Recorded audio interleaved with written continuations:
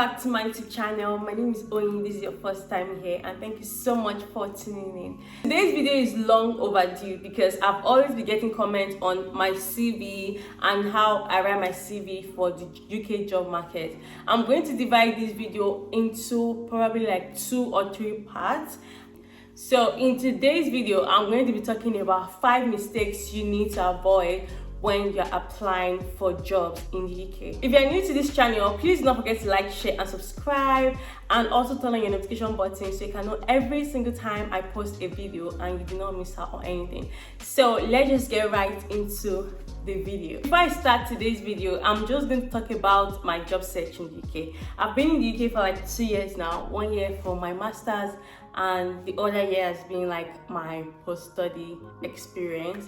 So I started looking for a job when I got here in September, and I would say I started looking for a job in like October, and I didn't get any job until like December. At the point, I started thinking that they were following me from the village because I was applying for jobs. And the funniest thing that I just came in, so this was just like I was applying for just part-time jobs and I just wasn't getting anything. Like, these jobs are just like regular jobs that anyone can do. It doesn't relate to like a career or anything. So I'm like, what's the problem? Why am I not getting these jobs? So I realized that my CV was totally wrong, and I was using my Nigerian CV to apply for jobs here, which I wasn't fully aware about. So I spoke with someone that's been here for a while, and he helped me to like change my CV format, and I started applying for jobs, and I got a job like right before Christmas. So obviously I made some mistakes, and I wouldn't want you to make that mistake if you're just coming to the UK, whether you're applying for jobs with no experience or you're applying for a job experience. I'm going to tell you mistakes to avoid moving forward. The first mistake you should avoid is applying for different jobs with just one CV. I know it could be stressful at times having to re-edit your CV, but this is what you need to do. You cannot apply for different jobs with just one CV. I know that sometimes, like, you know, I would go on LinkedIn. It's an easy way to apply for jobs on LinkedIn. So it's just like a button. So I'll apply for different jobs with one CV, and immediately I'll get like a mail. Unfortunately, you've not passed through. I'm like, it's not even been up to a minute, right? So why do I keep losing this job? Which was very frustrating. So you need to tailor your CV to the job that you're looking for. So when you're applying for a job, you see like job description. That's what you need to tailor your CV towards, because when a recruiter posts a job online, they're going to tell you who they are looking for and what they want the candidate to have. And you need to ensure that your CV also shows that you are the right match for the job. And now a lot of companies are using ATS software, which is application tracking system, and that's why sometimes when it's not even been a minute, you just get rejection. And how that works is that the recruiter would put on the system who they are looking for and keywords they are looking for in a candidate. And when you're applying for the job, you do not meet that criteria at all, the system is going to rate your CV based on what the recruiter has kept there. And if you are below I think 80, you are going to get a rejection immediately. If you are above, you are going to get a call back or going to get to move to the next stage. So this is what a lot of companies are using now. That's why you need to optimize your CV and tailor it to the job you're looking for. Okay, so I found a website that is very useful and very efficient in navigating the ATS system and how you can use that website to your advantage. This website is called JobScan. This website is free, and you can use this to ensure that your CV is well tailored. So I'm going to go through this website with you, and you'll be able to see my screen from right here. I'm just going to move from right here. Go to Google and search for JobScan, and you can see right here.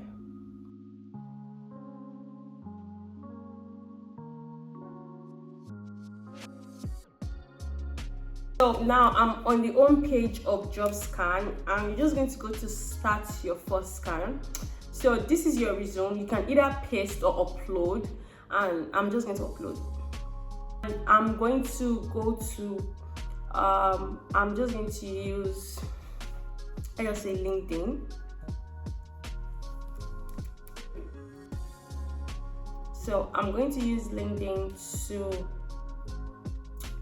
check for jobs and look for, okay, Senior Digital Marketing Executive. Ooh. So I'm going to go to the job description right here, copy and paste it over here, right? And I'm just going to scan.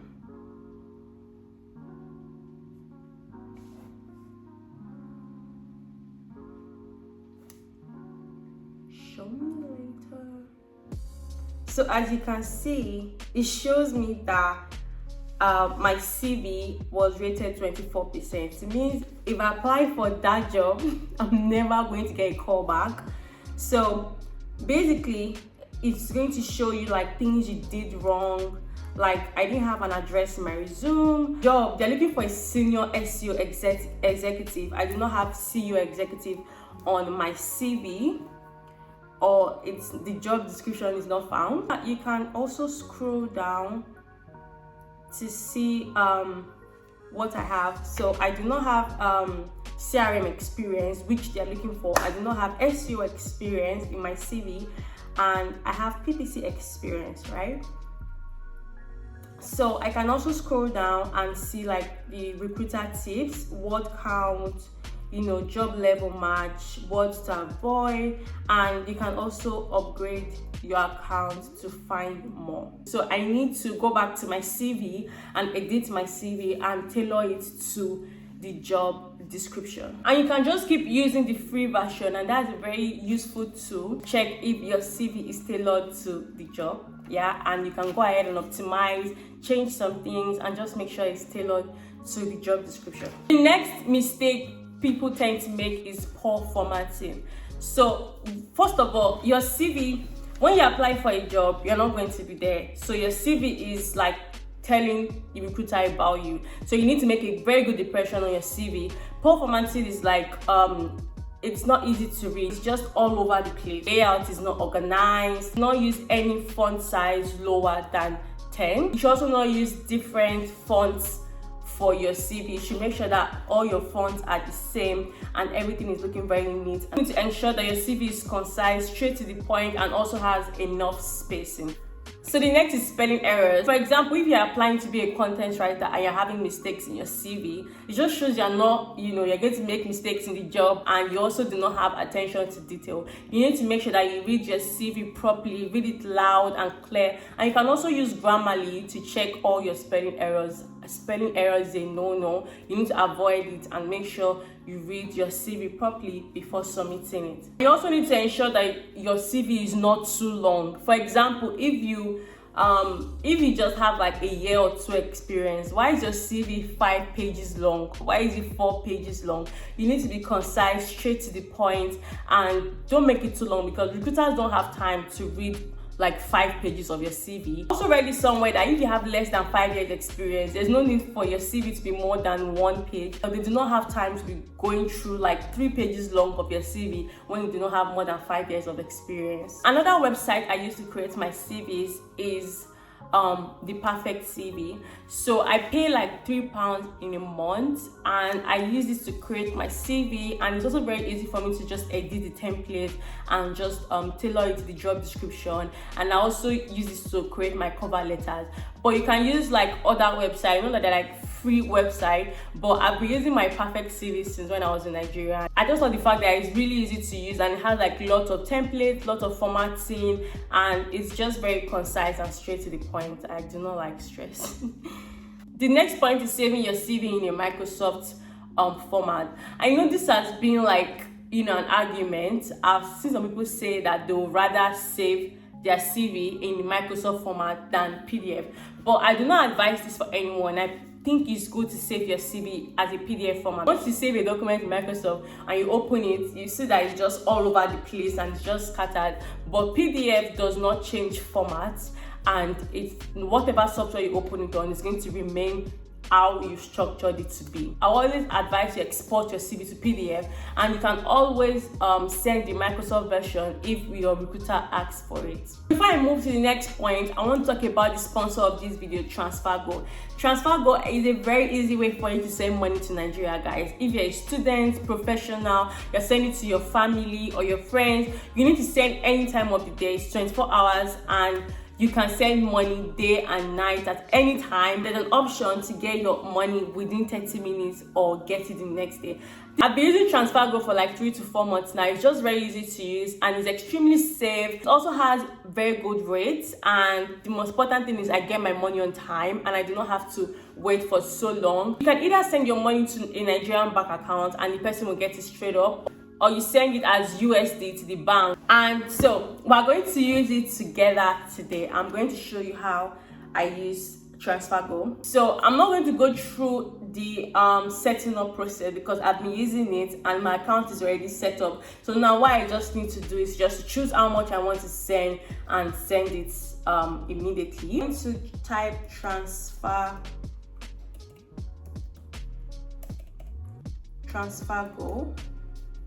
right here. On page of TransferGo, and you can send money locally and also internationally, right? So right here you can see the rates, and you have the option to send money within 30 minutes or tomorrow. So I'm just going to, for example, I'm going to send like £100 and it's 70,650 naira. So I'm going to choose that I want it within 30 minutes because I want my money ASAP. So this is where you can set up your account, but I already have my phone number, so I'm just going to confirm my phone number. So while I was setting up my account, I've already set up my passcode, so I'm just going to type that in. So this is your dashboard and you have all your details there. I've already included £100 and I need my money within 30 minutes. So my bank details is already included on it, and I'm just going to press select. Or you can also create a new receiver details and include the person's bank account. And yeah, basically that's all, and just click on confirm details. So I'm going to press pay in £100, right? So I just got a notification now to confirm the transaction. So I just confirmed the transaction now, and the payment is going to go through. So it says the payment is on the way, and I'm going to get it in less than 30 minutes. And this is 11:32 now, and I'm just going to continue with the video and let you guys know when I get the money. So my next point is, when you're talking about your previous experience and what you've done before, they're not asking you to write your job description. They're asking you to tell us in a short form what you achieved and what you did. What was the goal of where you worked and what you were doing? So instead of you writing, oh my god guys, I just got my money, I'm just going to screenshot it. Yay! So I just got my money now. As you can see, it was very fast and the time is 11:33. So I got my money in less than 2 minutes. Okay guys, so moving forward to what I was saying. So they're asking you to just be concise and straightforward. You do not need to tell us about your job description. Just tell us what you achieved and just make it very simple. Last but not the least is an outdated CV. Do not ever submit a CV that is outdated. You should always be up to date with the relevant information on your CV. Your address, your phone number. So if you move from your address or if you change your phone number or you have a new email, you need to make sure you update your CV, and also update it to like the last job that you did. Update it. So you do not need to put like your old address on your CV. You can just put like, you know, the landmark city, just so that they know your proximity from the job to where you're applying from. Let's make sure that your CV is from your recent experience to your past experience. Even if you are editing your CV and it just cannot contain one page, just try and make sure you do not go over 2 pages. I will always say that you should try and keep your email address professional. Instead of writing phoebe2019@gmail.com, you can use your first name and your last name. Okay, so just to wrap up this video, I will also point this out.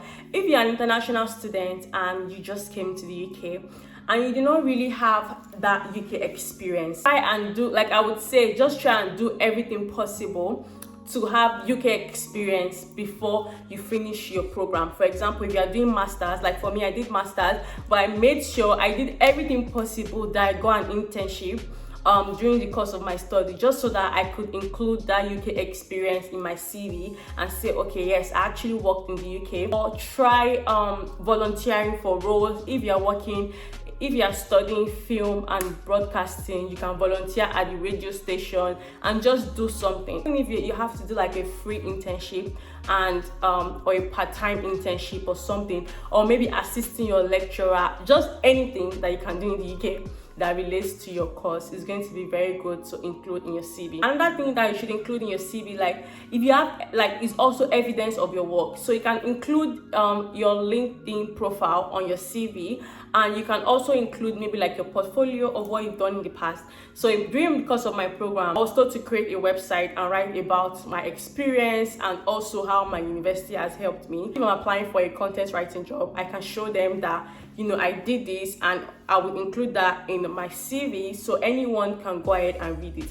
And also during the course of my internship too, I was writing content for my university's digital marketing website. So, and it also has my name on the website, which is a very proud thing for me. So I also included that in my CV so that any recruiter can check what I've done in the past and also show that, you know, I'm not lying. So it's also good for you to include evidence of your work, and if you don't have evidence, they might ask you for it, so you just put it together and show it to them. We've come to the end of this video. I really hope you learned a thing or two. My next video is also going to be about CV, and it might be how to create a CV with no experience in the UK, and the other one will be how to create a CV with experience. So you do not want to miss this series. And thank you so much for watching, and I'll see you in my next video. Bye.